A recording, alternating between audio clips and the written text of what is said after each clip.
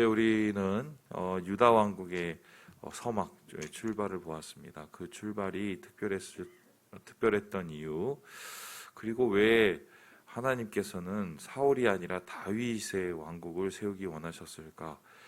그 모든 비밀을 어제의 말씀 속에서 우린 찾게 되었죠. 그것은 다윗이라는 사람이 가지고 있었던 하나님 마음에 합한 리더십 때문이었습니다. 이 다윗은 인내를 아는 사람이었고, 다윗은 또한 큰 마음으로 포용할 수 있었던 사람입니다. 그리고 무엇보다도 다윗의 가장 큰 장점은 다윗은 기도하며 하나님 앞에 무릎 꿇을 수 있는 그러한 리더십을 가졌다. 바로 이러한 차이점이 바로 사울과의 큰 간격을 두게 되었고, 그리고 하나님께서는 그의 왕국을 축복할 수밖에 없는, 한마디로 유다 왕국의 빛된 서막을 어제 우리가 함께 보았습니다. 그런데 우리가 어제 보았던 그 말씀에 이어서 오늘 이어지는 이 장면은 불행하게도 이스라엘과 이 유대 왕국, 정확하게 따지면은 베냐민 지파와 유다 지파의 동족 상잔의 비극, 서로의 이 싸움의 모습을 보게 됩니다. 그렇다면은 어제의 모습이 유다 왕국의 빛의 모습이었다면은 오늘의 모습은 유다 왕국의 시작에 또한 그림자의 모습을 보게 되죠. 한 곳에는 항상 명암이 있기 마련인데요. 이 다윗이 그 왕국이 그래도 충만할 수 있었고 영원할 수 있었던 것은 다윗의 그 겸비함이었다면, 다윗의 왕국이 어떻게 보면은 그 끝이, 혹은 다윗이 죽은 사후에 혼돈과 또한 여러 가지의 어려움이 찾아온 이유를 보면 오늘 말씀에 나온 그들의 그림자의 모습을 통해서 이해할 수 있게 되는 것입니다. 자, 그렇다면은 도대체 이 유다 왕국 속에 있었던 이 그림자는 도대체 무엇이었을까요? 그리고 무엇이 그들을 그렇게 만들게 되었을까? 말씀을 좀 한 번씩 찾아보면서 오늘 이야기를 전반적으로 한번 이해해 보도록 하겠습니다. 우리 함께 12절의 말씀을 같이 한번 읽어보도록 하겠습니다. 12절입니다. 시작. 넬의 아들 아브넬과 사울의 아들 이스보셋의 신복들은 마하나임에서 나와 기브온에 이르고, 어제 말씀드렸듯이 다윗이 헤브론에서 유다 족속의 왕이 되었지 이스라엘 전체의 왕이 된 것은 아니었습니다. 그렇게 이제 7년 6개월이 흐르게 되었고요. 이 북에 있는 이 북이스라엘, 이 당시는 뭐 북이스라엘은 아니지만 어떻게 정리가 되었냐면은 이 사울의 아들이었던 이 이브보셋을 중심으로 해서 아브넬이라는 사람이 실권자가 되어서 그 여러 이 지파들을 이렇게 통합하려는 움직임이 보였습니다. 그러기 위해서는 당연히 유다 지파의 이 다윗의 이 리더십이 부담이 됐을 것이고요.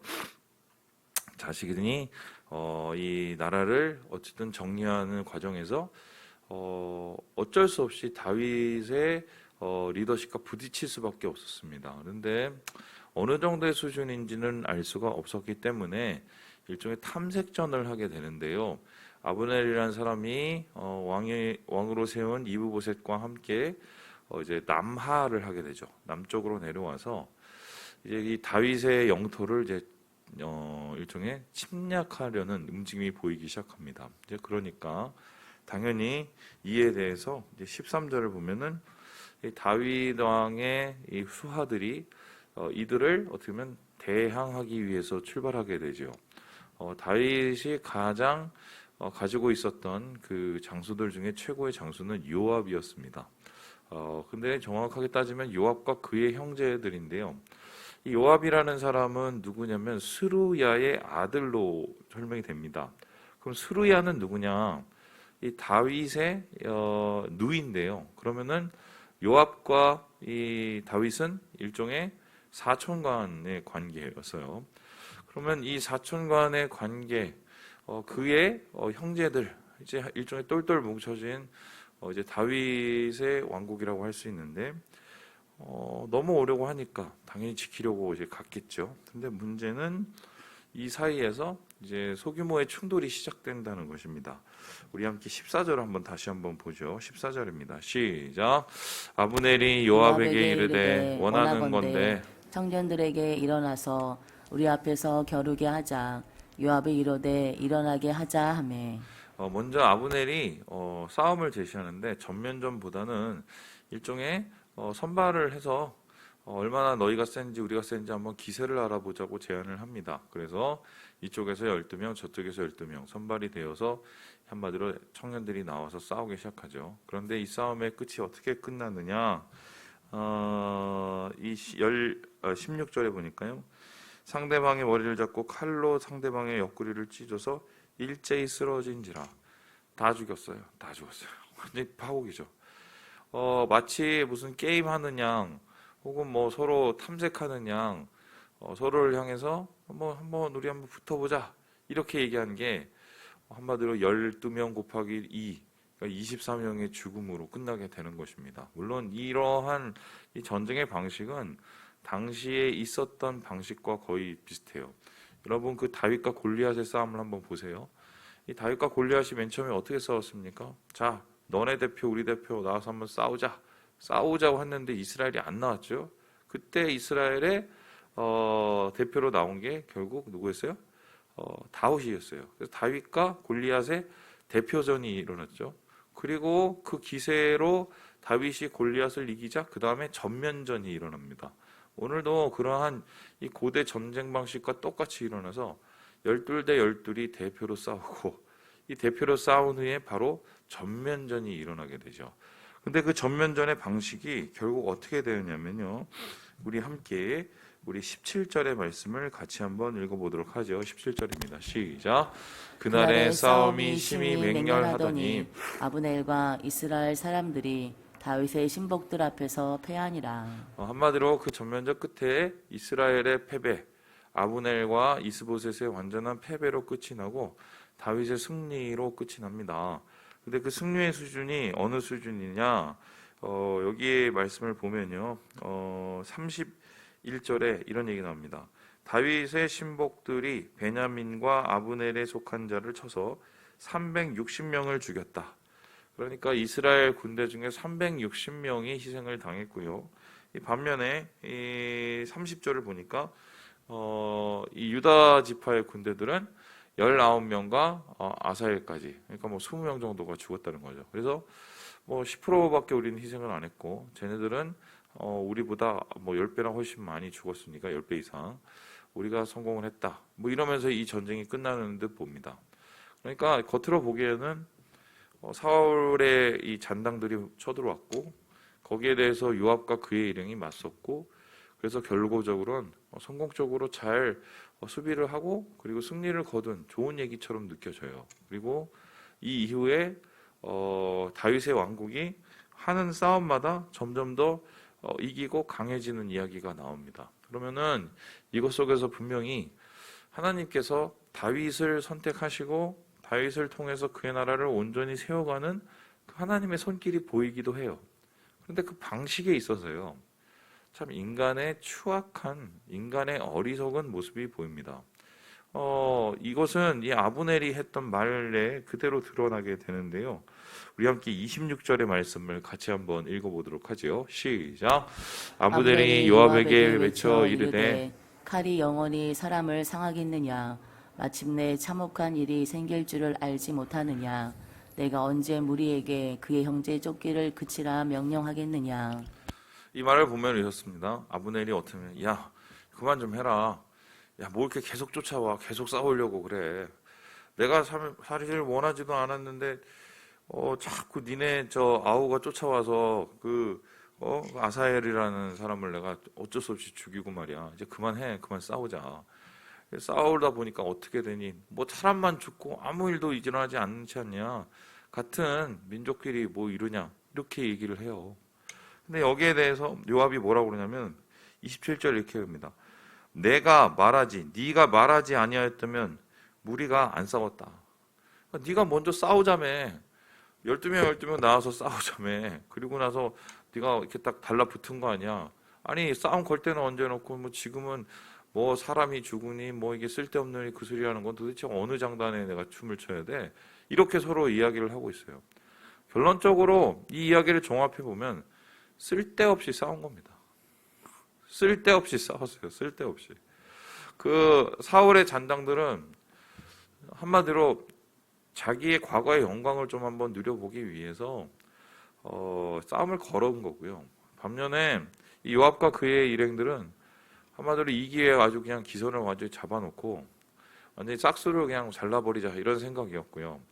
그리고 이 가운데서 아사엘이라는 사람, 그러니까 요압의 동생이죠. 이 사람은 아니 쫓아오지 말라고 하는데도 끝까지 쫓아서 이 아브넬이라는 사람하고 끝장을 보려 했던 걸 보면 한마디로 이 승리의 눈이 먼, 이 전쟁의 그 공로의 눈이 먼 인간의 탐욕적인 눈을 볼 수 있는 것이죠. 자기가 스스로 말을 하기도 야, 우리가 쓸데없는 싸움을 한 거야. 결과적으로 이 싸움은 결국 뭐 누구를 위한 싸움이냐, 누구를 위한 전쟁이냐 이렇게 고백을 할 정도로 한마디로 헛짓을 한 거예요. 헛짓을. 중요한 것은 이렇게 이 사울 잔당들과 요압이 싸우고 있었을 때 뒤에서 웃고 있었던 사람들이 있었습니다. 누굴까요? 누구였어요? 블레셋 사람들이었어요. 왜 그렇습니까? 블레셋은 끊임없이 지금 뭐 사울을 공략했고 사울을 죽이기까지 했고요. 한마디로 이스라엘을 다 잡아먹으려 하는 것이 블레셋 사람들의 모습이었습니다. 그럼 그런 상황 속에서 지네끼리 자멸하고 싸우는데 얼마나 행복했겠어요. 아, 나도도 싸우네? 쟤네들은 참 바보 같은 놈들이구나. 바로 이 나라의 운명이 왔다 갔다 하는 이 기로인데 그 운명의 기로에서 소위 말해서 진짜 누구랑 싸울지도 정확하게 모르고 심지어는 다윗이라는 자기의 리더는 이 싸움에 대해서 적극적으로 나서지도 않았음에도 불구하고 한마디로 추악한 인간의 욕심, 탐욕, 승리에 대한 집착 그리고 전쟁에 공을 세우기 위한 여러 가지의 이 마음속에 있는 욕심이 이러한 말도 안 되는 쓸데없는 전쟁을 하게 만든 거죠. 그런데 생각을 해보면 세상에 있는 모든 사람들의 모습이나 소위 정치인들이 한다는 모든 행각들이나 심지어 우리가 저 건너서 지금 뭐 12,000명이 희생되었다고 얘기를 하는데요. 민간인만. 그 아니죠. 그 우크라이나 전쟁도 결국 생각을 해보면 똑같은 짓이에요. 이게 누구를 위한 전쟁이냐. 결국 이 전쟁에서 희생당하는 거는 국민들이고 결국 이 전쟁의 끝에 남는 거는 정말 아무것도 아닌 한마디로 이겨도 이긴 게 아닌 싸움이 돼버리거든요. 근데 이 싸움을 사람들은 역사적으로 계속적으로 반복해서 하고 있습니다. 이 못되고 바보 같고 이 저질스러운 이런 싸움들이 그쳐지지 않고 역사 속에서 반복하면서 인간이 자멸의 길로 가게 되는 거죠. 제가 지난주에 그 한국사 그 무슨 프로그램을 하나 봤는데요. 요즘엔 예능에 이제 역사 이야기를 좀 많이 하거든요.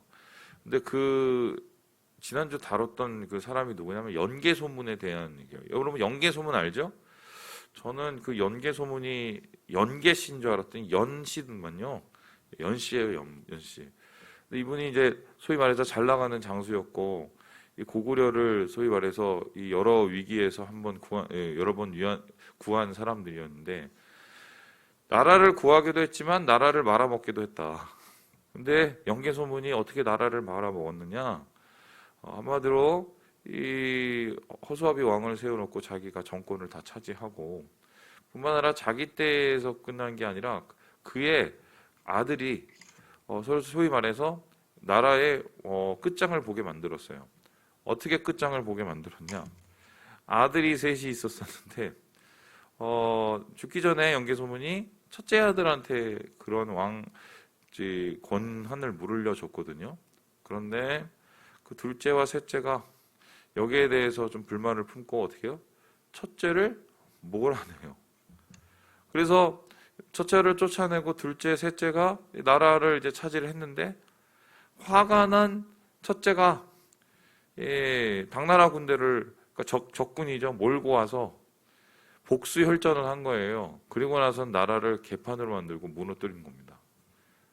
안 그러면은 끝까지 버텼을 그 나라가 소위 말해서 안에서의 싸움, 분열, 그리고 쓸데없는 자존심, 쓸데없는 욕심을 해결하지 못해서 소위 말해서 망국이 돼버린 거예요. 망국이. 여러분 이것을 보면서 뭔가 뜨끔해 오는 마음이 있지 않습니까? 우리의 가족은 어떤가요? 우리의 공동체는 어떤가요? 우리의 교회는 어떻습니까?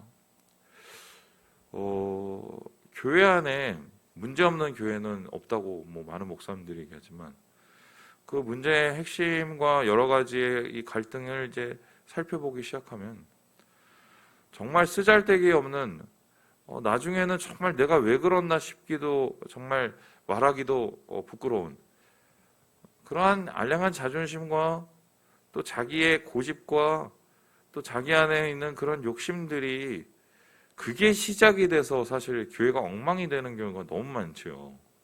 그리고 심지어 나중에 봐도 내가 왜 그랬지?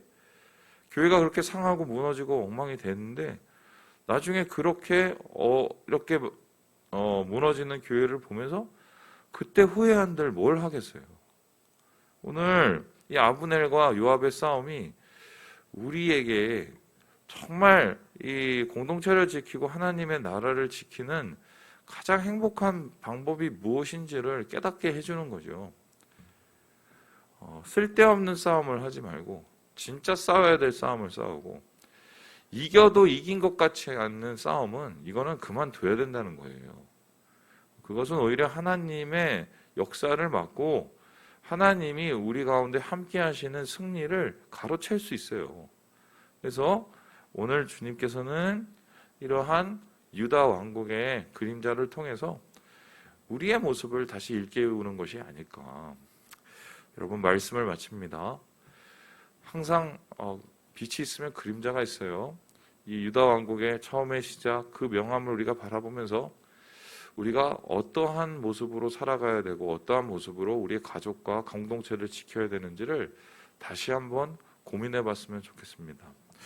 제가 어제도 얘기했지만 제가 예전에 있었던 교회에 저랑 친했던 권사님이 그 얘기를 했어요. 목사님, 예, 했더니 지는 사람이 큰 사람이에요. 그 얘기를 하더라고요. 지는 사람이 큰 사람이에요. 그 말이 살아보니까 뭔 말인지 알겠어요. 예, 주님 안에서 하나님이 원하시는 승리의 삶을 살아가시는 우리 모든 형제 자매들 되시길 주님의 이름으로 축원합니다.